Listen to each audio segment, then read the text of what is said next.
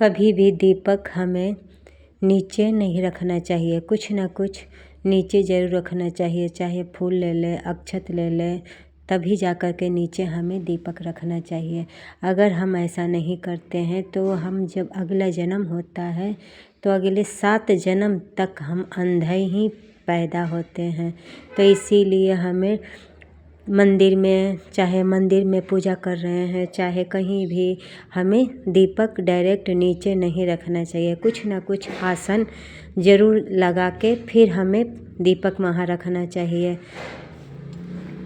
तो प्रभु का नाम संकीर्तन बहुत फ़ायदेमंद है, बहुत जीव का कल्याण करने वाला कहा गया है ना। कलयुग केवल नाम आधारा। जो त्रेता युग, द्वापर युग, सतयुग में जप तप से प्रभु भगवान से सेवा से प्रकट से मिल जाते थे, वो केवल कलयुग में केवल भगवान नाम कीर्तन से भगवान मिल जाते हैं। इतना कलयुग को छूट दे रखे हैं प्रभु कि केवल भाव से, को भाव से, आलस्य से, जैसे आप प्रभु का नाम जपे, आधा घंटा अपने घर में कीर्तन करें, इसी से प्रभु हमारे प्रसन्न हो जाते हैं। और जो हमें 3 युग में हमें नहीं प्राप्त हो सकता है, वो कलयुग में केवल नाम से वो हमें प्राप्त हो जाता है।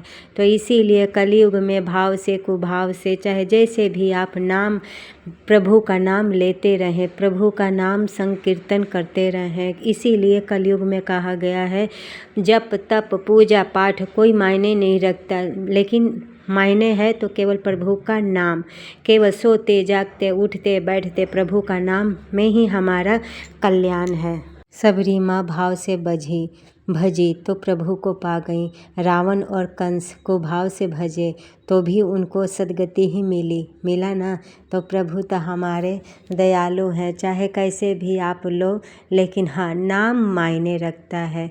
कभी भी कैसे भी हम पूजा नहीं कर सकते हैं, लेकिन नाम तो ले सकते हैं। नाम लेने में तो हमारा कोई ना खर्चा लग रहा है ना पैसा लग रहा है, बस केवल नाम लेना है। तो कलयुग केवल नाम से ही हमें प्रभु को प्राप्त कर सकते हैं, ना पूजा से, ना कोई पाठ से, ना कोई जप, ना तप, केवल नाम। तो प्रभु का आप सब नाम लिया करें और ले करके अपना कल्याण करें, क्योंकि कलयुग में केवल प्रभु का नाम ही हमें बल दे सकता है। और चारों दिशाओं से हमें प्रभु का नाम ही है जो हमें चारों दिशाओं से बचा सकता है और वो हमें गति मिल सकती है।